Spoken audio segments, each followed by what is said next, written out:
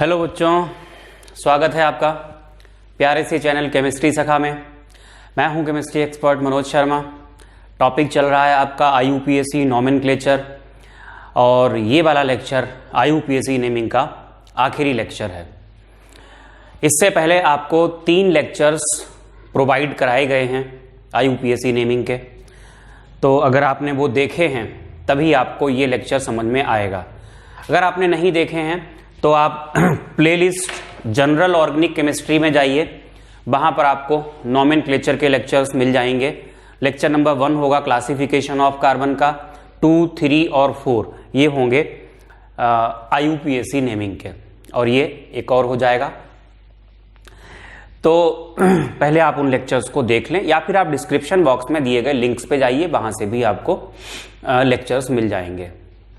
बेटा जी, 2 टॉपिक्स बचे हुए हैं आईयूपीएसी नॉमेनक्लेचर में। वो हैं एक तो एरोमेटिक कंपाउंड्स की नेमिंग, और दूसरा जो हमें करनी है वो कुछ रूल्स होते हैं, बहुत सारे रूल्स हैं जो स्पेशल नेमिंग के लिए दिए गए हैं। स्पेशल रूल्स हैं, सारे तो हमें नहीं पढ़ने हैं, जो हमारे यहाँ पूछे जाते हैं, जिनसे हमारे यहाँ क्वेश्चंस आते हैं, जो हमारे मतलब के हैं, मतलब आईआईटी लेवल तक के हैं, उनके बारे में हम लोग बात करेंगे। तो पहले वो स्पेशल रूल्स पढ़ लेते हैं और उसके बाद हम बात करेंगे एरोमेटिक कंपाउंड्स की नेमिंग की। ध्यान दें बेटा, तो स्पेशल रूल्स में जो हम पढ़ने जा रहे हैं, जो हमारे सिलेबस में है, वो है ऑल एंड नन रूल।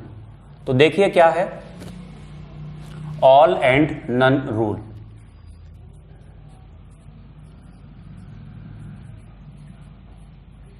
देखो ध्यान देना बेटा, जैसे हमारे पास ये कंपाउंड है,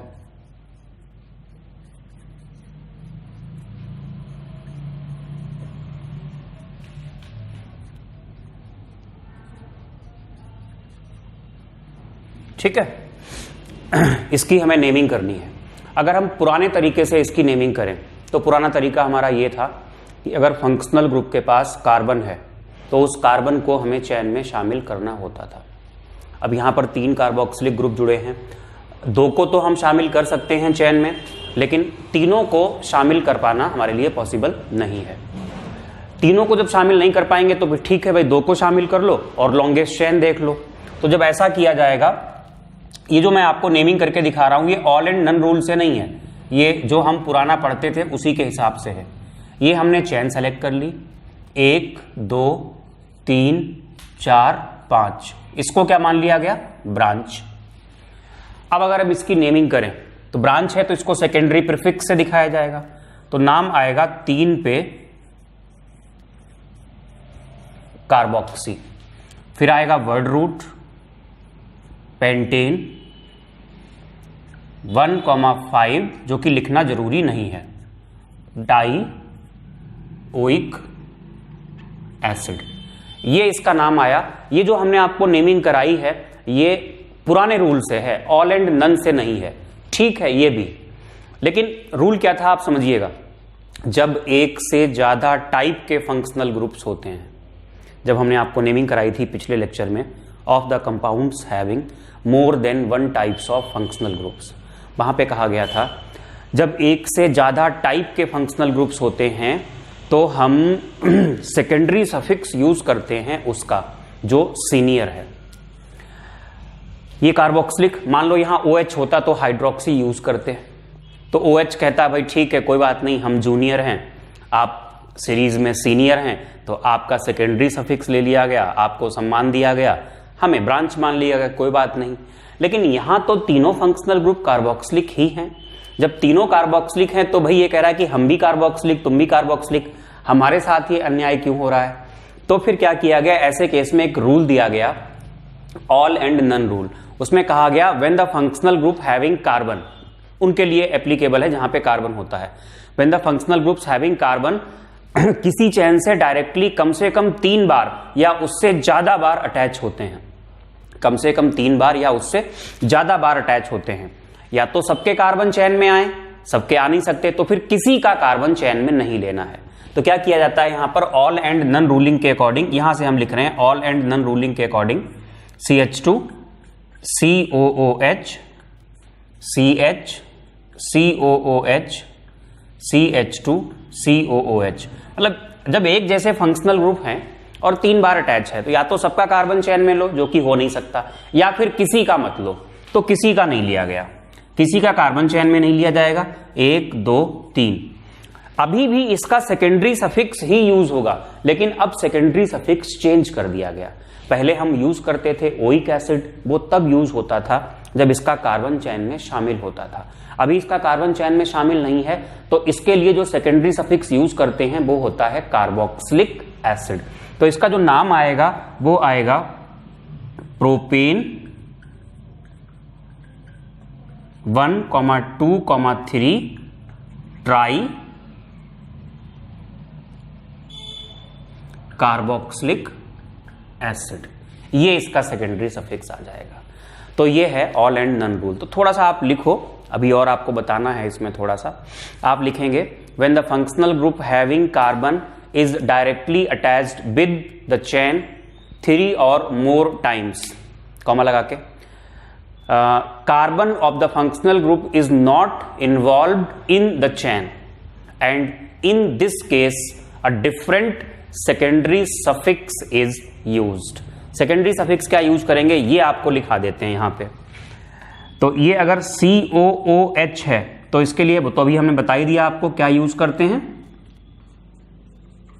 कार्बोक्सिलिक एसिड। अगर ये CHO है तो यूज करते हैं कार्ब एल्डिहाइड, ठीक है। अगर ये CN है तो इसके लिए यूज करते हैं कार्बो नाइट्राइल। और देखिएगा अगर ये अमाइड होता है C डबल बॉन्ड ONH2 है तो इसके लिए यूज करते हैं कार्ब अमाइड। ऐसे ही अगर ये C double bond O halogen आ गया यहां पे कोई तो कार्ब हैलाइड, जैसे कार्ब क्लोराइड हो जाएगा। ये सेकेंडरी सफिक्सेस यूज होते हैं इस केस में। लेकिन ये रूल एप्लीकेबल तभी है जब तीनों डायरेक्टली अटैच होंगे। कहने का मतलब, चलो एक और नेमिंग करके दिखाते हैं। सपोज दैट हमारे पास ये है CH2, यहां पर हमने CN लिया, CH2C, ये OH आ गया, ये CN है, ये फिर से हमने यहां लिया CH2, ये CH2 और ये CN आ गया। तो 3 बार आ गया। All and none rule apply करें अगर हम, तो ये तो ब्रांच होनी ही होनी है क्योंकि वो OH है। 1 2 3 4 5, अगर हम नाम रखेंगे तो क्या बनेगा, 3 पे हाइड्रोक्सी, तो 3 पे हाइड्रोक्सी हो गया। फिर क्या आएगा, पेंटेन 1,3,5 ट्राई कार्बो, आगे ही लिखेंगे आप लोग, नाइट्राइल, ठीक है। ये इसका नाम हो जाएगा। हाँ, ये नेमिंग कहां पर एप्लीकेबल नहीं है ये आपको बता दें। जैसे हमने ये हमने लिया CH2 और ये यहां पर है CHO, ठीक है। फिर हमने लिया CH, CH2, CHO, फिर है यहां पर CH2, CH2, CHO।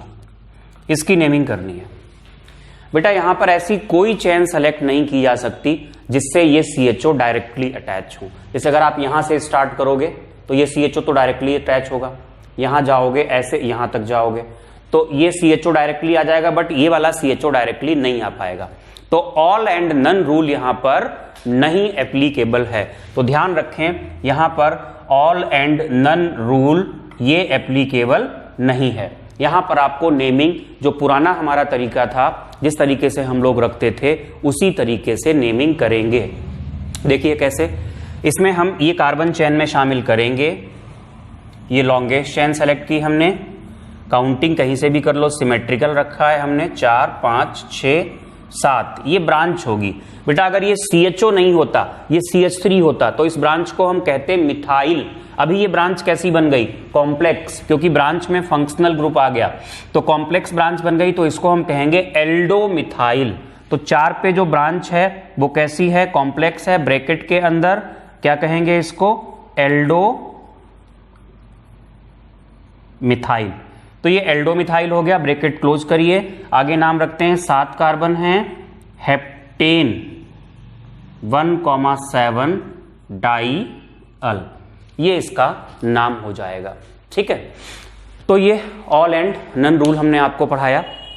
इसके अलावा बेटा फंक्शनल ग्रुप हैविंग कार्बन अगर साइक्लिक हाइड्रोकार्बन से डायरेक्टली अटैच होता है, एक बार भी, 3 बार की बात नहीं, इस बार एक बार भी अटैच हो जाएगा, तो भी यही रूल हम लगाते हैं। तो ऑल एंड नन रूलिंग के अंदर ही आता है ये, लिखिएगा, when the functional group having carbon is directly attached with cyclic hydrocarbon part, when the functional group having carbon is directly attached with cyclic hydrocarbon part, same trend is followed। same trend का मतलब ये हो गया कि हम वो carbon chain में शामिल नहीं करेंगे, और जब नेमिंग करेंगे तो उसका स्पेशल सेकेंडरी सफिक्स यूज करेंगे। ध्यान देना, जैसे कि ये है, इस तरीके से 6 कार्बन है और यहां पर ये CHO है, ये डायरेक्टली अटैच हो गया इससे, तो फिर इसका कार्बन चेन में शामिल नहीं करते हैं, सीधे सीधे क्या करते हैं, मान लो कोई ब्रांच वगैरह भी अगर होती तो काउंटिंग जो होती वो यहीं से होती, 1 2 3 4 5 6, 3 पे आ गया मिथाइल, फिर क्या आएगा, साइक्लो हेक्सेन, 1 पे कार्ब एल्डिहाइड, 1 लिखना जरूरी नहीं है, 1 कार्ब एल्डिहाइड, ये जो आपने नाम लिखा है इसका, ये ऑल एंड नन रूल से है। ठीक है, अच्छा ये रूल कब एप्लीकेबल नहीं है, सपोज दैट ऐसा होता, ये 6 कार्बन, ये CH2CHO आ गया, तो ये कार्बन वाला फंक्शनल ग्रुप इससे डायरेक्टली अटैच नहीं है, तो यहां पर ये एप्लीकेबल नहीं है। हमने ये चेन सेलेक्ट की, ये 1 2, ये चीज क्या हो गई, 6 कार्बन की, ये ब्रांच हो गई। 6 कार्बन की ब्रांच को कहते हैं हेक्साइल, बट ये साइक्लिक है, दैट्स वाई इसको हम कहेंगे साइक्लोहेक्साइल। तो 2 पे साइक्लोहेक्साइल, और वर्ड रूट आएगा एथ, प्राइमरी सफिक्स आएगा एन, इथेन, और फिर आएगा सेकेंडरी सफिक्स 1-अल, 1 लिखना जरूरी नहीं है। तो ये है, इसको हम लोगों ने खत्म किया। अब जो पढ़ना रह गया है वो है एरोमेटिक कंपाउंड्स की नेमिंग, जो हमारे यहाँ सिलेबस में है। तो डालेंगे हम लोग heading, naming of aromatic compounds.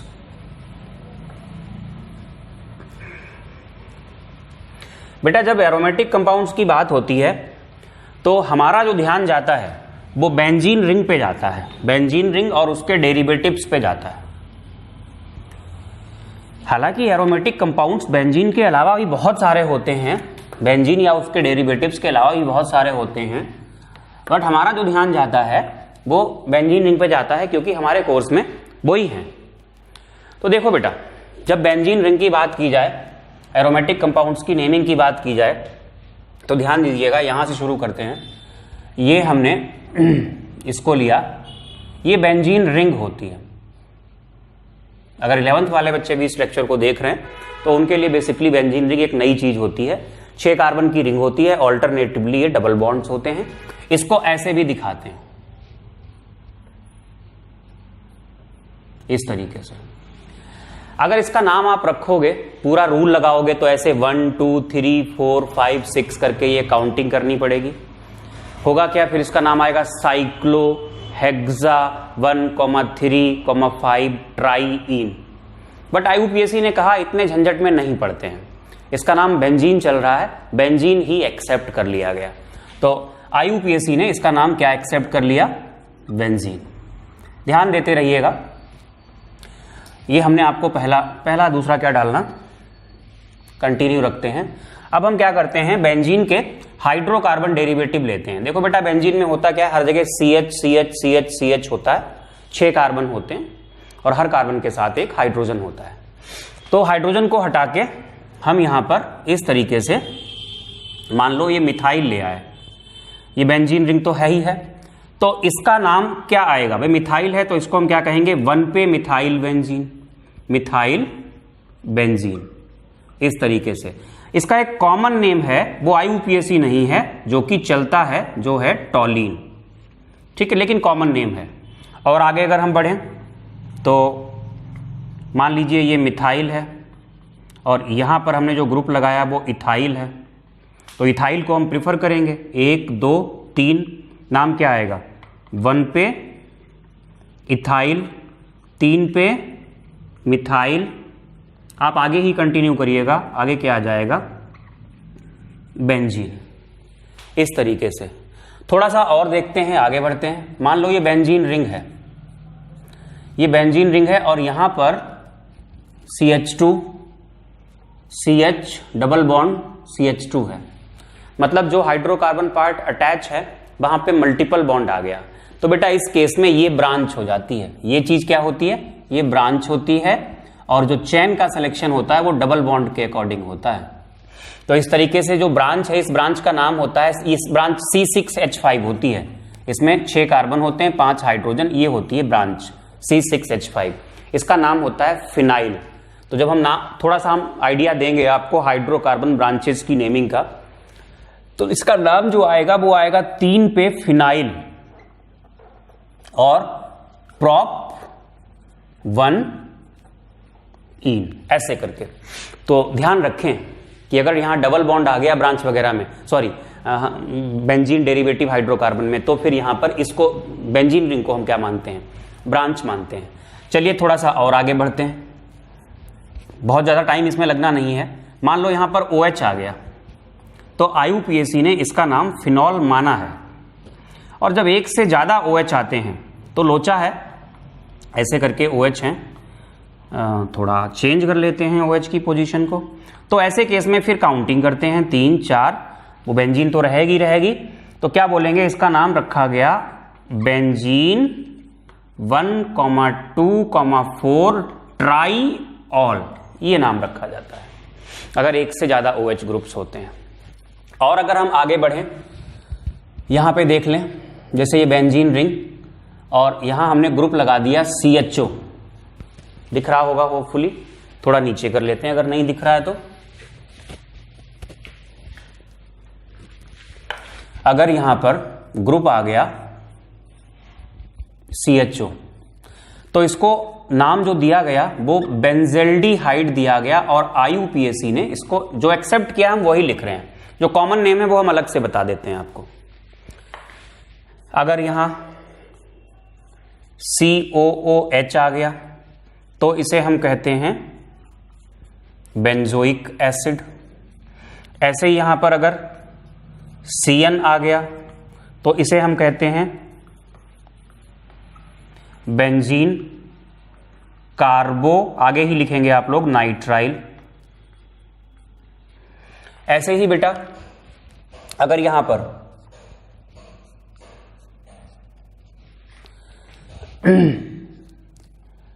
ये आ गया C डबल बॉन्ड O, मतलब अमाइड है ये NH2, इसको हम बोलते हैं बेंजामाइड।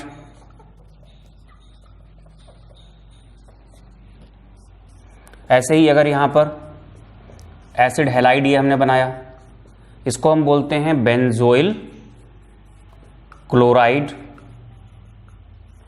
बट जब कीटोन आता है तो क्या करते हैं? सपोज दैट ये बेंजीन रिंग है और ये C डबल बॉन्ड O है और ये इस तरीके से, तो ध्यान रखें यहां से चेन का सिलेक्शन होगा 1 2 3, इसको ब्रांच माना जाएगा। तो एक पे ब्रांच आ जाएगी क्या? फिनाइल, और ये प्रोपेन 1 ओन, इस तरीके से होगा। या मान लो ऐसा कुछ है, यहां पर ये COOH भी आ गया और यहां पर ये CHO भी आ गया। अब अगर हम CHO को देखें तो ये बेंजेल्डिहाइड होना चाहिए था, और COOH के अकॉर्डिंग ये क्या होना चाहिए था? Benzoic acid. तो हम सीनियर देख लेंगे, सीनियर कौन है? COOH। तो ये काउंटिंग यहां से हो जाएगी 1 2 3, तो 3 पे ब्रांच आ जाएगी, ब्रांच क्या होगी? एल्डो, और बाकी इसका नाम क्या होगा? Benzoic acid. अगर आप 12th क्लास के हैं और IUPAC नेमिंग को प्रैक्टिस करना चाहते हैं, लगभग खत्म ही हो चुकी है हमारी तरफ से नेमिंग, तो पहले आप 11th की किताब से प्रैक्टिस करिएगा। और अगर 12th की बुक से प्रैक्टिस करनी है तो हर चैप्टर में, जैसे पहला चैप्टर आपका हैलोजन डेरिवेटिव है, वहाँ शुरुआत में कुछ नाम दिए गए, IUPAC से रिलेटेड क्वेश्चंस दिए हैं, उन्हें आप प्रैक्टिस करें। ऐसे ही सेकेंड चैप्टर में, थर्ड चैप्टर में, हर जगह आपको मिल जाएंगे। लेकिन जो हैलोजन डेरिवेटिव कंपाउंड्स हैं उसकी NCERT में जो नेमिंग आपको दी गई है वो बहुत बेतुकी टाइप की, मतलब ऐसा नहीं कि टफ है, टफ तो नहीं है, अजीब ही दे रखी है जो आपको बहुत कंफ्यूज करेगी। मतलब उसमें कॉम्प्लेक्सेस बनते हैं, बहुत सारे कॉम्प्लेक्स नेमिंग बनती है। तो कोई बात नहीं, वो भी हो जाएगी, कुछ हल्का फुल्का हम आपको आइडिया उसका दे देते हैं। बाकी आपको अगर डाउट आता है तो आपके पास बहुत सारे तरीके हैं पूछने के, जो पहले के लेक्चर्स में मैंने आपको मेंशन कर रखे हैं। आप हमसे पूछ सकते हैं जो भी तरीके हैं, कॉल के थ्रू या व्हाट्सएप के थ्रू, या आप हमें कमेंट कर सकते हैं। कमेंट करेंगे तो आपको रिप्लाई मिलेगा, वहां से भी आप पूछ सकते हैं।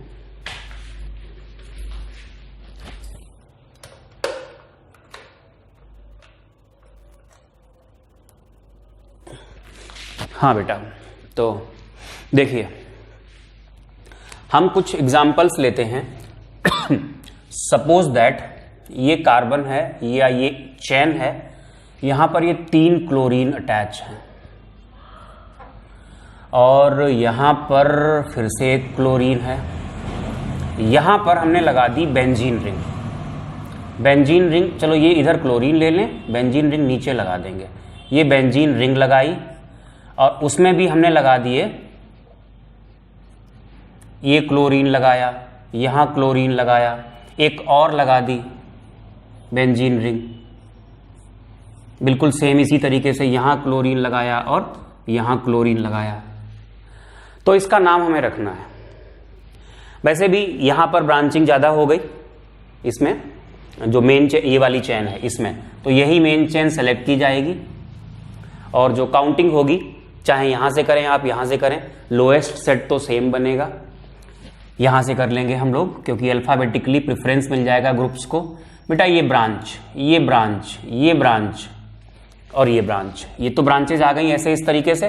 और ये जो ब्रांच है ये वाली, ये कॉम्प्लेक्स ब्रांच, और ये भी क्या है, ये कॉम्प्लेक्स ब्रांच है।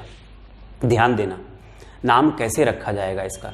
जो कॉम्प्लेक्स ब्रांच है उसमें फिर से ये वाली और ये वाली सेम है, उसमें फिर से नेमिंग की जरूरत पड़ती है, मतलब काउंटिंग की जरूरत पड़ती है। तो जब इसमें हम फिर से काउंटिंग करेंगे तो यहां से शुरू होगी 1 डैश 2 डैश 3 डैश और ये आ जाएगा 4 डैश। बिल्कुल ऐसे ही यहां पर भी होगा। तो नाम रखते हैं, नाम रखेंगे तो बेटा 1,1,1 ये 3 क्लोरीन के लिए, कॉमा 2 कितने हो गए ये 4, टेट्रा क्लोरो। अब ये कॉम्प्लेक्स ब्रांचेस दिखाएंगे। 2 पे 2 बार है तो ये बिस आएगा, फिर ये ब्रैकेट आएगा।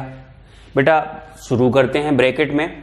2 और 4 पे क्या है, वैसे तो अगर ये Cl नहीं होते तो इसको हम फिनाइल बोलते, अभी क्या बोलेंगे 2,4 डाई, आगे रखेंगे die chloro phenyl, die chloro phenyl हो गया बंद ब्रैकेट, और ये क्या हो जाएगा ईथेन, इस तरीके से। तो जब आप पहला चैप्टर यानी हैलोजन डेरिवेटिव 12th वाले हैलोजन डेरिवेटिव की नेमिंग को चेक करोगे तो वहां पर ये लोचे आएंगे इस टाइप के।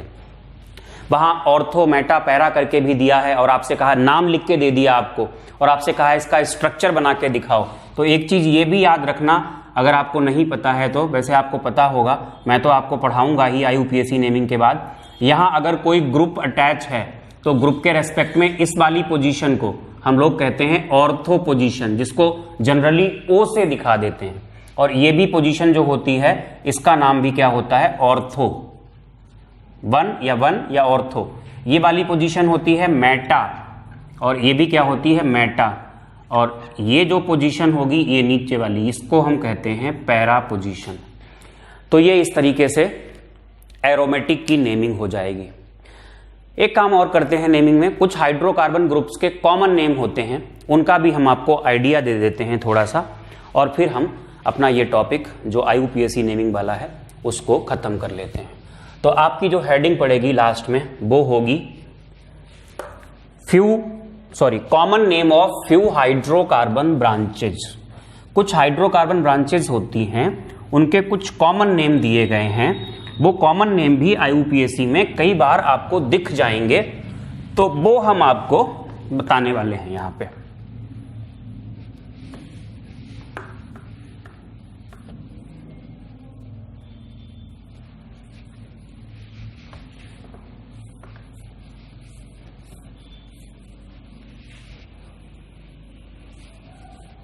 देखिएगा बेटा,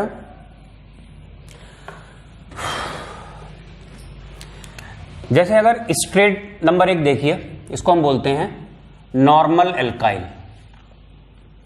N लिख देते हैं जनरली इसका प्रीफिक्स।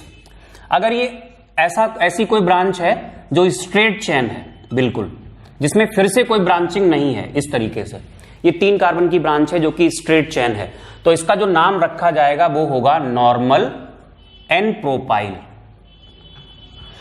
और सेकंड होती है आइसो एल्काइल।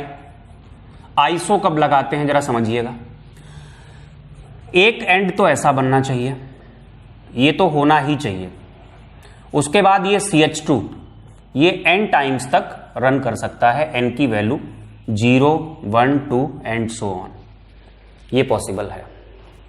ध्यान दें, एग्जाम्पल लीजिए, अगर CH3 CH3 अगर हम n की वैल्यू 0 रखें, मतलब ये रखे ही ना, 3 कार्बन की ये भी एक ब्रांच थी, 3 कार्बन की ये भी एक ब्रांच है, बट इसमें और इसमें अंतर तो है, जहां ये अटैच होगी ऐसे अटैच होगी तो ये इसमें फिर से ब्रांच बन रही होगी, या तो इसको कॉम्प्लेक्स नाम दोगे या फिर एक कॉमन नेम इसका है, इसका नाम होता है आइसोप्रोपाइल। 3 कार्बन की है, दैट्स वाई प्रोपाइल।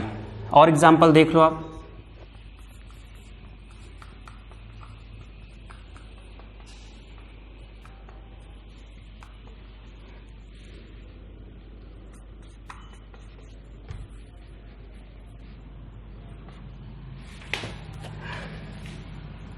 ये ब्रांच है, तो देखो बेटा ये वाला एंड तो बनी रहा है यहां पे, जो हमने ये एंड बनाया था CH3 CH CH3 CH3 CH CH3 CH2। अब 4 कार्बन हो गए तो इसको हम क्या बोलेंगे, आइसो ब्यूटाइल, इस तरीके से। तो ये आइसो एल्काइल ग्रुप होता है। तब आप देखिएगा थर्ड, ये होता है सेकेंडरी एल्काइल। इसी में हम क्या करने जा रहे हैं, रीअरेंजमेंट करने जा रहे हैं, ध्यान से देखना। एग्जाम्पल हमने लिया CH3 CH2 CH CH3, 4 carbon ये भी हैं, 4 ये भी थे। आइसो तभी कहते हैं जब ये वाला एंड बनता है एक तरफ, लेकिन इसमें ये एंड नहीं बन पा रहा है, तो यहां पर इसका नाम जो होता है, वो जो यूज करते हैं वो होता है सेकेंडरी ब्यूटाइल। 4 कार्बन की है, जो कार्बन अटैच होगा मेन चेन से वो कार्बन कैसा है, सेकेंडरी, तो इसको कहते हैं सेकेंडरी ब्यूटाइल। ब्यूटाइल एल रह गया। ऐसे ही फोर्थ एक होती है टर्शरी एल्काइल। इसमें जो कार्बन अटैच होगा वो टर्शरी होगा। एग्जाम्पल आप लीजिए, जो यूज होता है हम वही आपको बता दे रहे हैं, इससे ज्यादा यूज होता नहीं है। अगर ये इस तरीके से ये 4 कार्बन की ब्रांच है और ये वाला कार्बन कैसा है, ये टर्शरी है, तो इसको ऐसे कहा जाएगा टर्शरी ब्यूटाइल, TRT ब्यूटाइल लिखते हैं। एक और होता है बेटा नियो एल्काइल। नियो एल्काइल में ध्यान दीजिएगा, CH3 CH3 CH3, ये तो टर्शरी ब्यूटाइल होता, ये CH2 जुड़ते जाते हैं यहां पे। जैसे एक CH2 जोड़ा, 1 2 3 4 5, तो इसको हम बोलेंगे नियो पेंटाइल। अगर एक और CH2 जुड़ जाता है तो 6 कार्बन होते, तो क्या बोलते हैं, नियो हेक्साइल। ध्यान दीजिएगा। इसके बाद कुछ और बताते हैं common name, CH2 double bond CH। ये इसका कॉम्प्लेक्स से तो आप रख ही सकते हो, लेकिन एक कॉमन नेम होता है विनाइल। ऐसे ही अगर CH2 डबल बॉन्ड CH2 ऐसे है, ये ब्रांच है, तो इसको बोलते हैं एलाइल। इस वाली ब्रांच को हम क्या बोलते हैं? एलाइल बोलते हैं। एक दो और रह गई हैं, उनको भी आप देख लो, ये टॉपिक आपका खत्म हो जाएगा।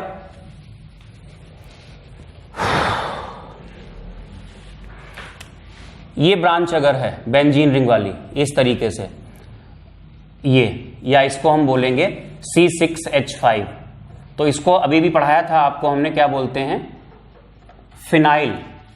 और अगर यहां पर ये CH2 लग जाए तो इस ब्रांच का नाम होता है ये होती है बेंजाइल। बेंजाइल ब्रांच बनती है।